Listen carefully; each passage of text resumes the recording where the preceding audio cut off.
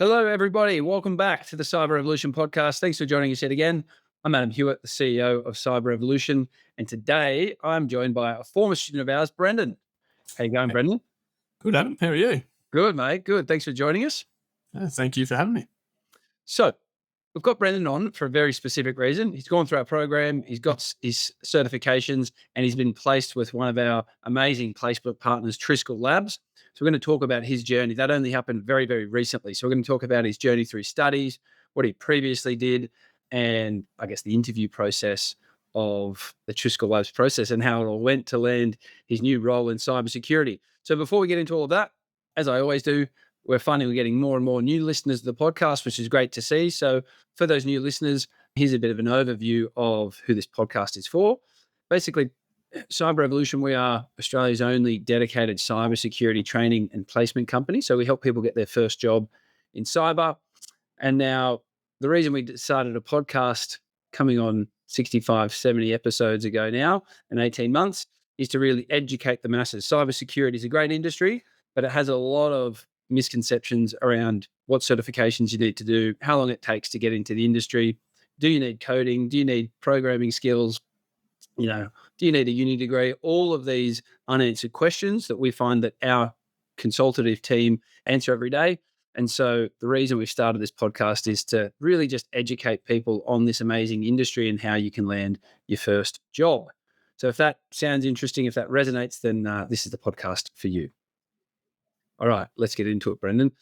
I'm going to start where I do with all of our student guests anyway, and that is even before you decided to start your journey of study and join the Cyber Revolution program. What were you doing for a career? And I guess, what was the moment where you started to think about a career change? So my career, my background, firstly, I've got a background in the fitness industry. So I've done about a decade in various different roles. I've also worked in elite level sport as a strength and conditioning coach. That's a very, very tough industry to break into. Everybody wants to do it. But yeah, look, most of my professional life's been in the fitness industry. Started out running my own business as a PT, worked through to be a membership consultant, all the way through to managing a club for the past 4 to 5 years. Yep. How long were you in the total industry for the fitness space for? Oh, since I come out of school, since I was 18, really. So I've been in the industry for 13 years now. 13 years. Okay. And was there a specific moment, like a lot of the students I have on here, they're like, oh, I was hacked, or, my family member was hacked, or the Optus attack, when they're like, wait a second, that this cybersecurity is starting to get on my radar. Was there anything specific for you? Oh, look, I don't really have a Batman origin story, unfortunately. Look, I guess there wasn't something specific. For me, I was looking at my career prospects going forward, and I sat down and thought about myself and thought, what do I want to do for the rest of my life? And I looked at it and thought, look, I don't see myself working in a gym for the rest of my life. So I got to the point where, look, waking up for work was a little bit of a challenge. So I started looking into other avenues of things. Yep. In terms of how cyber sort of popped into that, I guess you can thank the Facebook algorithms, I guess, or whatnot. So you popped up on the socials, and Yeah. I'm a healthy skeptic. I sort of looked into it a bit and thought, what's all this about? This is going to be this normal, typical Yep. stuff that just gets thrown in your feed, and you're like, no, this can't. What are they selling here? And then I looked into it, and then it was great. Like all the way from the first call. Geez, I can't even recall who I spoke to first up, but I remember that initial call really well in terms of they actually sit down with you and want to know your plan. They don't really tell you too much in a first sort of thing. They want to actually get to know you and know why you want to do it. And I think that was actually a really calming sort of a feel to the process of changing a career, because it really outlines it for you as a person.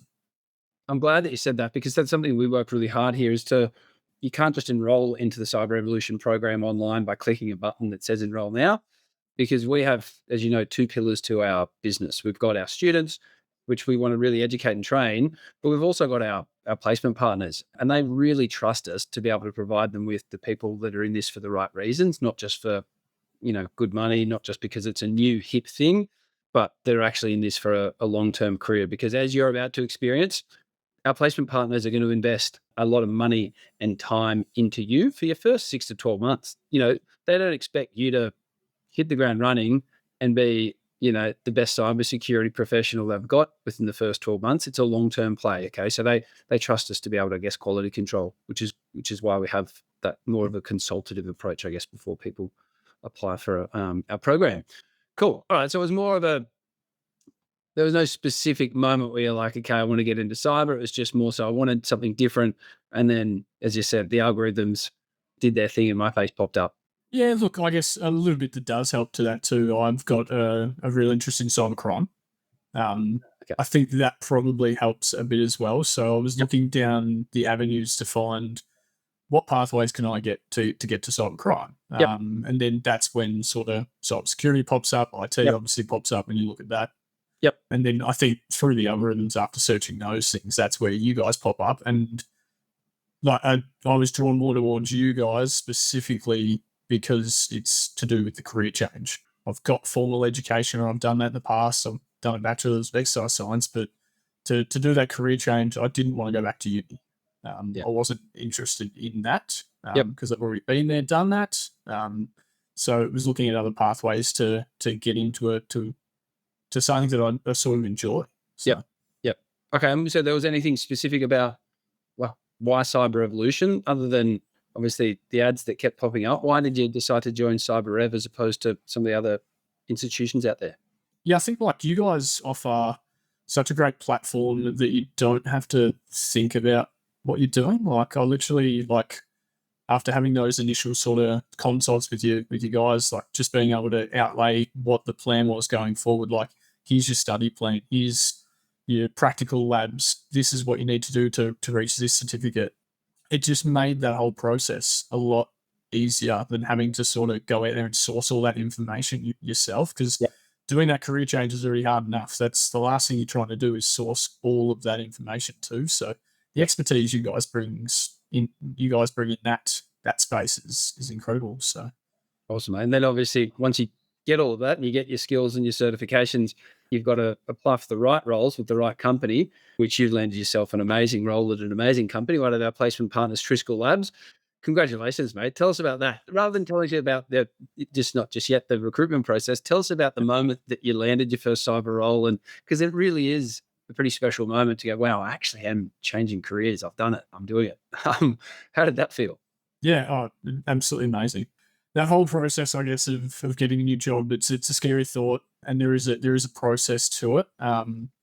It doesn't just happen overnight. It is going to take a bit of time.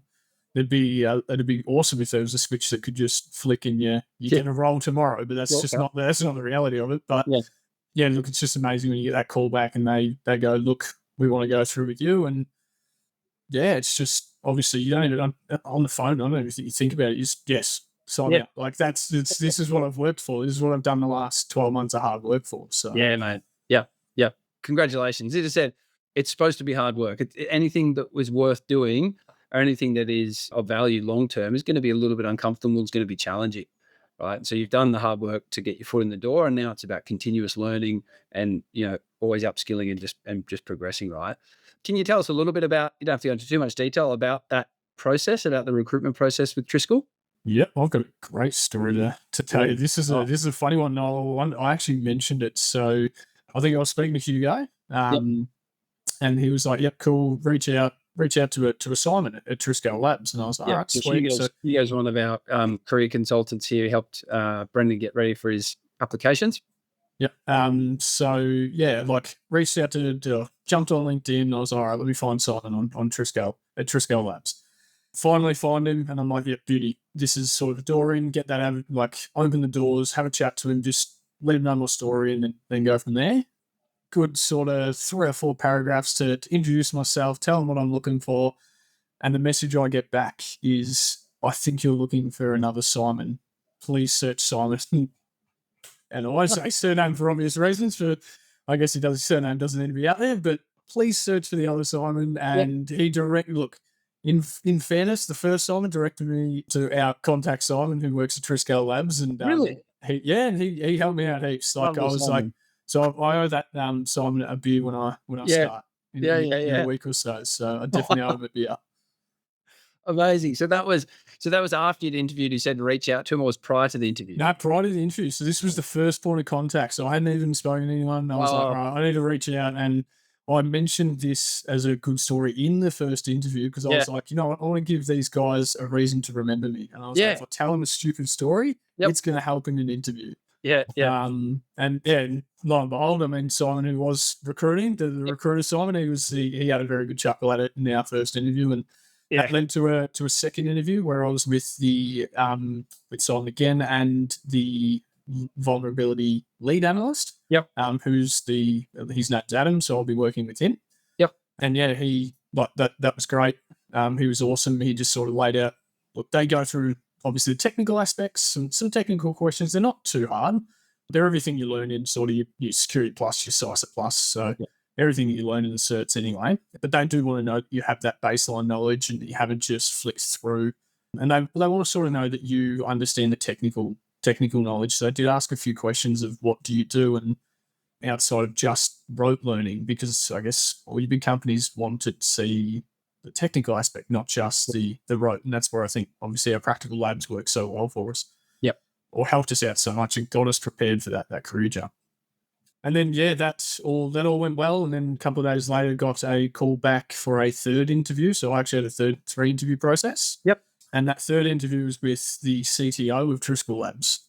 So I was with Jack Rutherford, and I was, look, for lack of a better word, I was absolutely crapping my dacks. And he was, to his credit, he's awesome. He made me feel so comfortable in it. And look, I mean, going into that interview, it's obviously a high level exec and stuff like that, but it just felt like a conversation that me and you are having right now.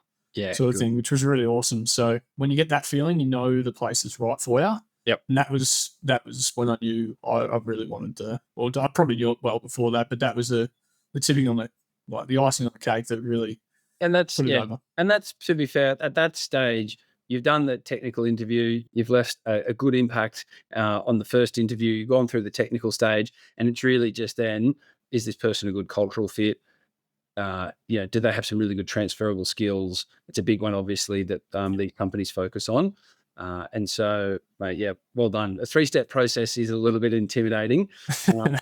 Well, given that my original interview in the fitness industry was probably a 10-minute coffee chat and then I had the job, yes, it was definitely intimidating, but it was still fun. It's part of the process. You got to have to do it. If I was sort of speaking to the students anyway, so they're going to have to do that process. Just enjoy it while it's there. It's going to be stressful, but just manage that stress because the results are good. We often hear that, and that's so great to hear that the training is in regards to your CompTIA Security Plus and the practice labs that you did, the skills that you learned got you through the interview and the technical questions. I do want to have a quick chat around some of those more informal questions and the soft skills and the transferable skills and interview strategy and structure, because that's what we really focus on here and we help our students with. Did Hugo have a bit of a role to play there on helping you out through that process? Yeah, massive role. I guess so once you finish the certs, you go into the job ready program, and Hugo's help. Look, absolutely amazing. Like I'll be honest, my resume beforehand was I wouldn't hide me. To be fair, I had a very outdated resume from probably 10 years ago.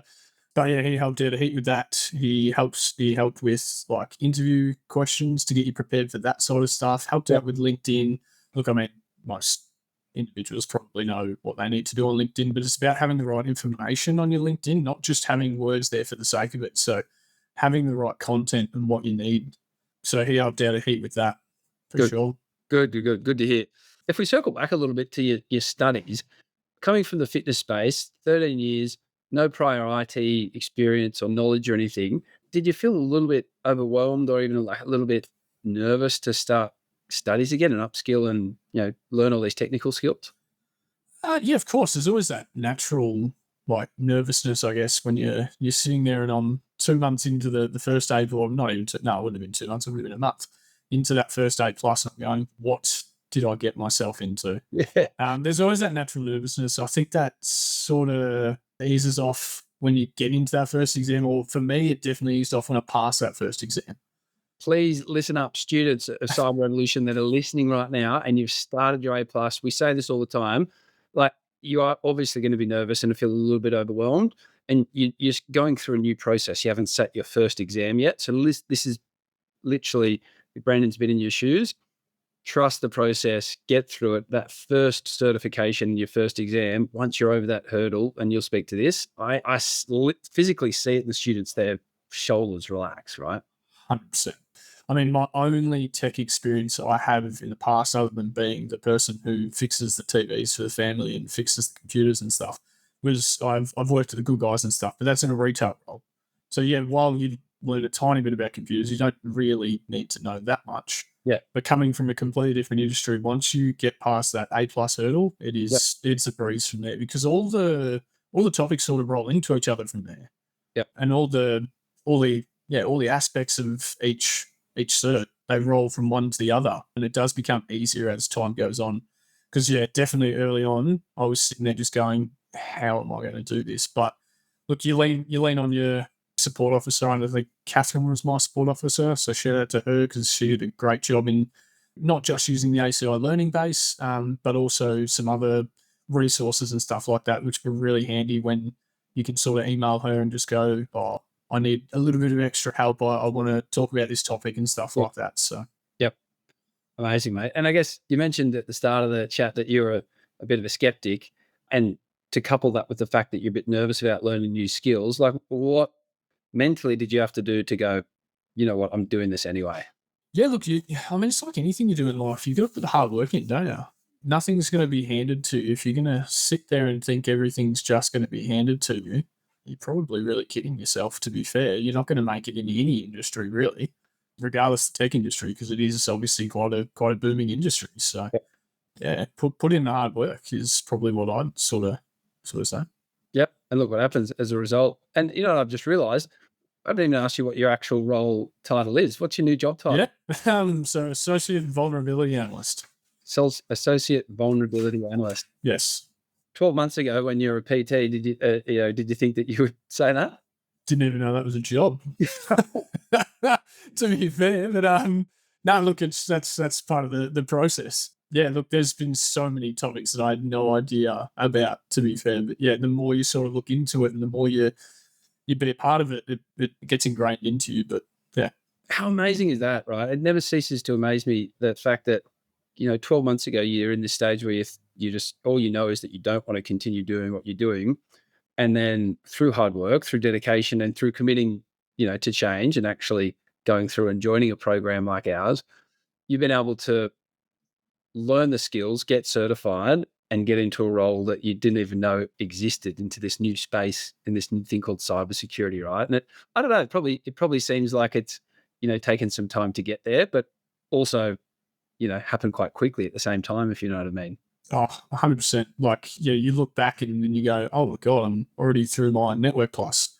And then, yeah, you look back and, "Oh, there's Security Plus done." And it does go quickly, because you are still, obviously, you're juggling your life on top of studying. So you'd come home. I mean, for me, I came home after work, and I'd spend, say, 2 or 3 hours if I was in that watching the videos through ACI Learning. Yep. Then you'd go into a period a week later, and you'd have a play around with some labs. Yep. Look at other resources, and then you'd spend a good another 3 weeks on sort of exam prep stuff. So, yep. Yeah. Amazing, mate. And so we're running out of time, but I want to ask you one final question. I ask all of the student guests this specific question, and so I'm going to change it slightly, not too much. What is curveball? It's usually around top 3 tips for somebody, helping them, to get into the industry. I want to go back a little bit, and for someone that was naturally a bit more skeptical on, hey, these, am I going to be able to get a job? Am I going to be able to upskill? What are these guys pitching? Right? There is the world, and the internet is also very skeptical, right? And there are a lot of people out there that unfortunately let that skepticism hold them back from actually doing anything, and their life won't change. For those type of people that are wanting to change and they want to get into cyber, but they just think it's too good to be true, right? Get into cyber within, the next 6 to 8 months, learn all these skills, get these certifications, and start a great career. This is exactly what you've done. What would be some tips for people that are in that position? Yeah, you've got to it really comes back to the last thing I said, doesn't it? It is the hard work. I mean, I've always in life never let things sort of just go by. I've always sort of reached out and gone, you know what, I'm going to throw my hat in the ring here and have a go. I mean, what's the worst that could happen? I'm in Yep. a position in 6 to 12 months where it didn't sort of work out for me, or 3 months in, you're like, okay, this maybe isn't for me, but you don't know until you try, Yep. really. If you're serious about it and you really love IT, like if you're a gamer even, you probably really enjoy this sort of stuff. Yep. Yeah, we get a lot of gamers. Yeah. Yep. Yeah. So I think that's a big one. Looking through the lens of like, this is your responsibility to be able to make this change. You're in control of it. Yes, it's going to be hard, and you've got to put the work in to do it. Right. A lot of people, they do want, you know, either the get rich quick thing, or as you said, flick a switch and open your eyes and, hey, I've got my new career. That's not going to happen, right? And so for people that think that they can just join, all they have to do is the tough decision of joining a program and they're guaranteed a job. That's not who we're looking for, because that's not reality. yeah. If you can make that tough decision and join, and actually then take the responsibility to go, yep, for the next X amount of months, I'm going to put the hard work in, then you're going to get those results, right? Yeah, 100%. Like it is, you get out what you put in. And if you continue that mindset, I promise you, not only in the industry you're in, because you're in obviously a booming industry where the career growth is exponential, you're now in a company that is on a bit of a, a rocket ship to the moon. Those guys are growing really quickly, and the guys at Triscoll are super smart, do amazing work, and they're doing amazing things, mate. So I couldn't be happier for you. It's always a proud moment when, our students go through and are placed. I don't get sick of it at all and having these conversations. So well done, mate. And we're going to have to get you back on the show in 12 months' time to talk about all the stuff that you've learned, because you're going to be in for a steep learning curve for the next 6 to 12 months in a new industry. Beautiful. Looking forward to it, but and also looking forward to being back on the pod in 12 months. But yeah, look, thanks again, heaps to both you, Hugo, and everybody else in the team. So yep, that's why we do what we do, mate. So everyone, thanks, Brendan, for coming on, mate. I know a lot of people get a value out of this, especially not even just potential people like we spoke about that want to join the program and maybe are letting some doubts hold them back, but current students. Current students listening to this that are maybe going through a tough time with their studies, or they're just starting their A+ and they're like, oh, I've got such a long way to go. Listen to what Brendan said, right? Follow the process, trust the process, and you'll be in his position in no time, okay? And so for everyone listening, if you did enjoy this episode, please give it a like, give it a comment, subscribe to our YouTube channel, and let other people know about the podcast if they're interested in this space. If you want to know more about the job placement program that Brendan went through, all you've got to do is head to cyberevolution.com.au and the team will be in touch. Thanks for listening, everyone.